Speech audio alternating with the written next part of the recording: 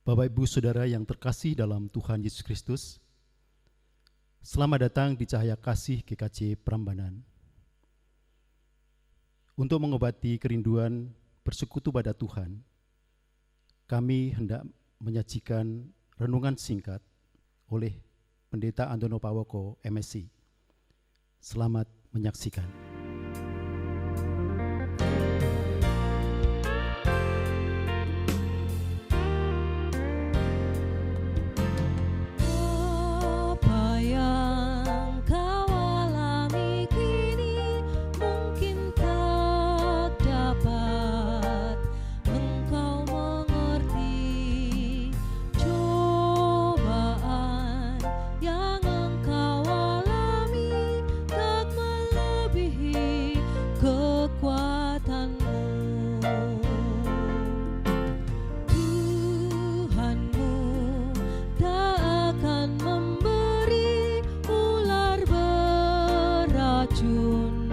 Pada yang minta roti, satu hal tanamkan di hati, indah semua yang Tuhan beri.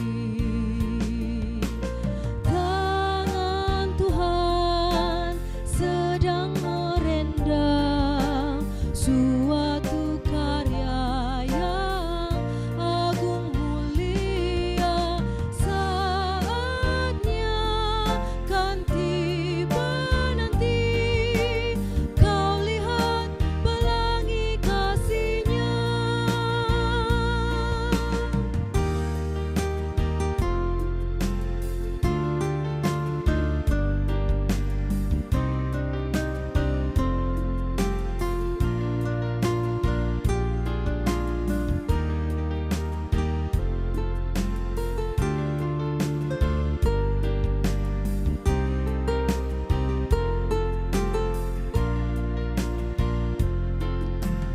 Tuhanmu tak akan memberi ular beracun pada yang minta roti.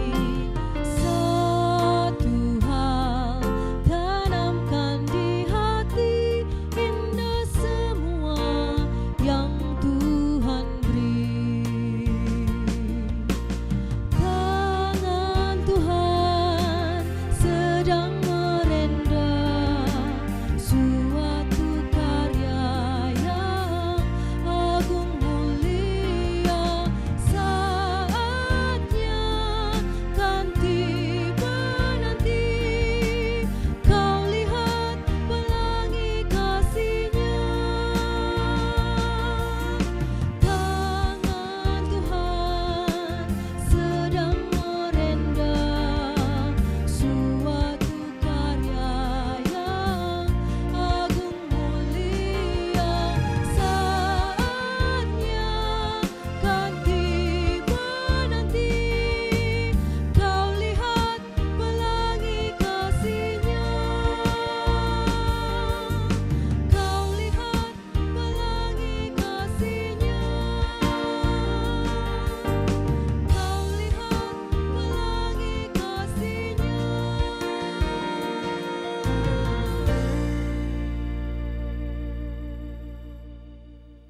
Bapak-bapak, ibu-ibu yang dikasihi oleh Tuhan, eyang-eyang yang dikasihi oleh Tuhan, juga anak-anak serta kaula muda. Pada masa ini kita berada dalam masa pandemi virus dan kita tetap diminta untuk diam di rumah. Tetapi kenyataan di sekitar kita menyaksikan banyak orang berseliweran dan sepertinya masalah wabah virus corona tidak menjadi perhatian bagi sebagian dari antara kita. Tentu ada banyak alasan dari saudara-saudara kita tersebut dan kita tidak bisa menghakimi mereka begitu saja, karena memang mungkin kebutuhan-kebutuhan yang harus dipenuhi. Bapak Ibu yang dikasihi Tuhan, ada beberapa kemungkinan yang bisa kita pikirkan. Ada kemungkinan yang pertama, kita berharap dan ini yang semoga terjadi, adalah memang virus corona yang selama ini ada, ini semakin melemah dan tidak menjangkiti banyak orang, dan kita berharap pada arah ini. Tetapi jika yang terjadi sebaliknya, ini masalah. Yaitu ketika orang merasa tidak terkena dan kemudian dia pergi keluar dan menjadi sumber penyebab orang lain terkena virus corona dan berakibat fatal, ini menjadi masalah bagi kita semua. Peristiwa semacam ini pernah terjadi Bapak Ibu pada tahun 1347 sampai 1351. Ada pandemi di Eropa, pandemi pes, pneumonia, dan septisemia, infeksi pembuluh darah, dan itu membunuh banyak orang. Pada waktu itu sikap yang dilakukan oleh gereja adalah bahwa orang beriman tetap tinggal di rumah. Walaupun korban mencapai jutaan orang, tetapi permasalahan itu berhasil teratasi. Dan sejarah menunjukkan gereja Tuhan di Eropa tetap ada sampai sekarang. Bapak Ibu yang dikasihi Tuhan, sejarah pada waktu itu memberi hikmat kepada kita sekarang. Bahwa di masa-masa kritis, di masa-masa yang krisis semacam ini, akan ada kebijaksanaan dari Tuhan yang memungkinkan kita semua bertahan, bahkan mengalami naik kelas di dalam kehidupan kita semua. Bapak Ibu, obat dari virus corona belum ditemukan, vaksin pun kemungkinan masih akan lama ditemukan. Karena itu pada masa-masa ini kita perlu tetap bersikap dengan baik bagaimana kita sebagai orang beriman. Bapak Ibu, Tuhan mengajari kepada kita untuk mengasihi Tuhan, mengasihi sesama, mengasihi diri sendiri. Nah, langkah mengasihi adalah menjadikan orang lain yang kita kasihi hidupnya menjadi lebih baik. Apabila kita ingin mengasihi orang lain, kita harus membuahkan sesuatu yang baik dalam kehidupan sesama kita. Dan yang terbaik yang bisa kita lakukan saat ini di masa pandemi adalah kita mengerjakan karya kasih dengan tetap menjaga kehidupan. Bagaimana kehidupan ini bisa tetap lestari, baik bagi diri kita sendiri maupun bagi sesama kita.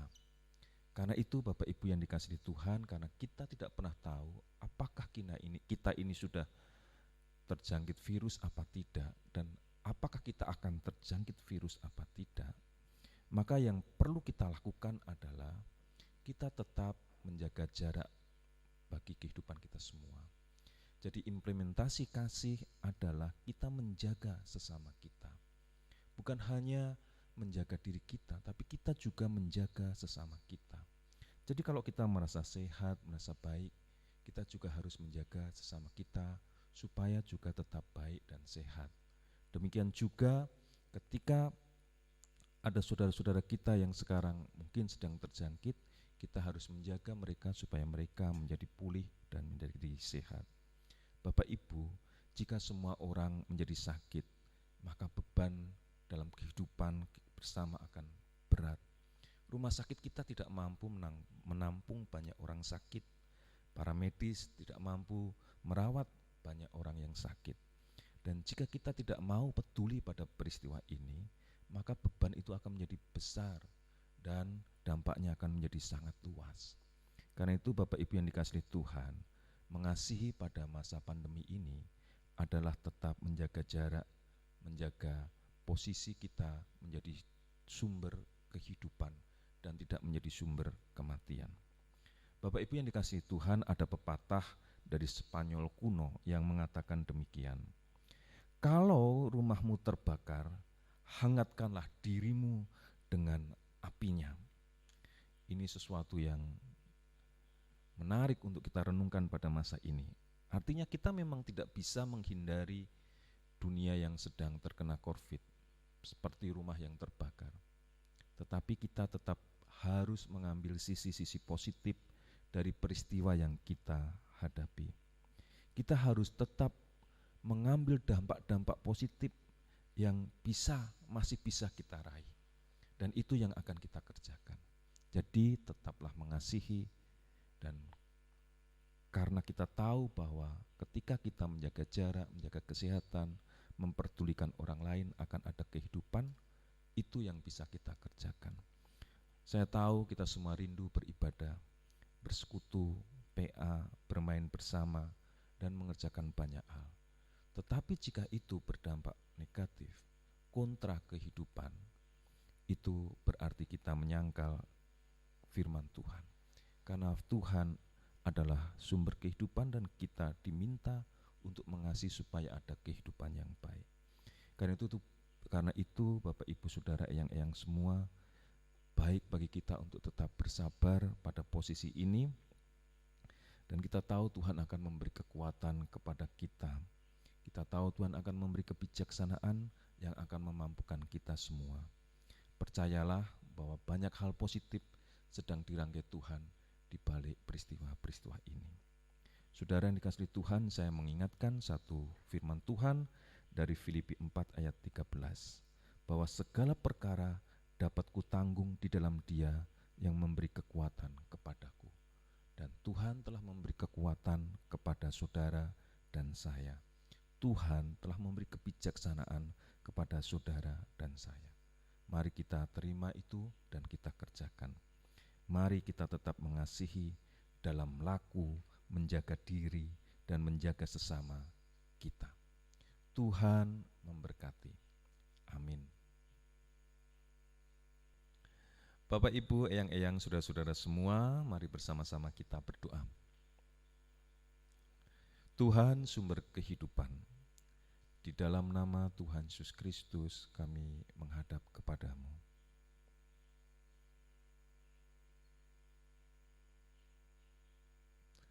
Tuhan, izinkanlah kami menyatu dengan Engkau.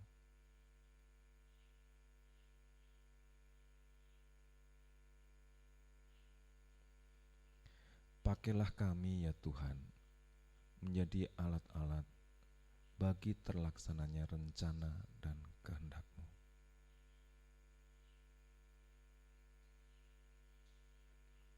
Tuhan, curahkanlah cahaya kasih-Mu di dalam kehidupan kami.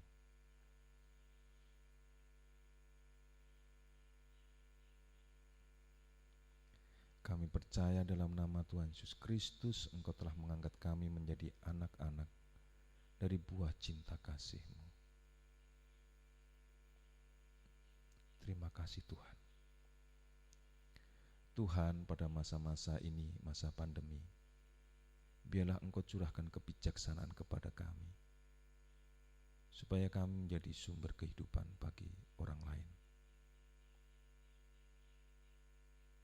Dan kami mohon kepadamu Tuhan, di dalam kuasa-Mu yang besar, di dalam anugerah-Mu yang luar biasa, kiranya Tuhan segera memulihkan kehidupan kami semua. Biarlah virus ini segera sirna dan dapat teratasi dengan baik. Dan kami mohon Tuhan, berilah kami kebijaksanaan baru di dalam menata kehidupan kami selanjutnya. Berkatilah kami Tuhan.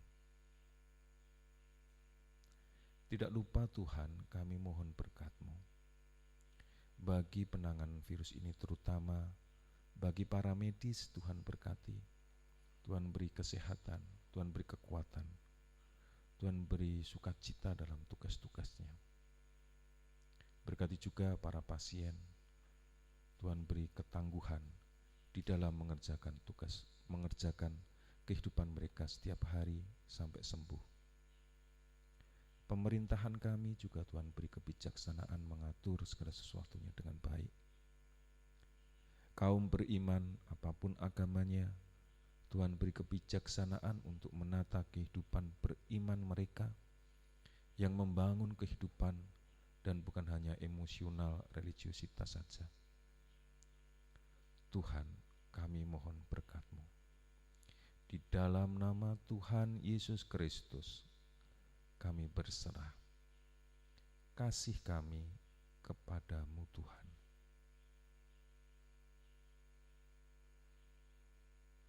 Haleluya, amin.